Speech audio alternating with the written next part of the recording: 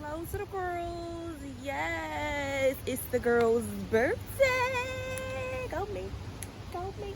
I don't got no microphone, so y'all will hear like everything that is going on. But yes, I've been MIA because I need to just detox and just live a little, get some sun. As I always said, I'm a fake Jamaican African island gal.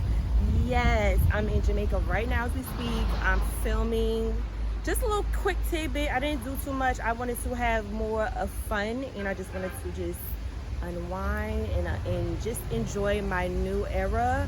I'm so excited for some things I'm gonna be rolling out, especially for my girls in the back and my bozies.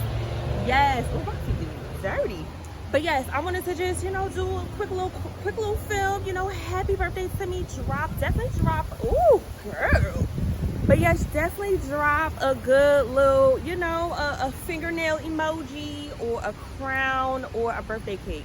Yes, because the girls, we all know, I definitely get the nails done, or I keep a crown on my head, even if you don't see it, or you could just drop like a birthday cake. But yes, whew, it feels good on April 27th. Yes, Team Taurus, any Tauruses out there, shout out to y'all. But yes, I will be back and be cranking out some more content because I will be replenished and just together.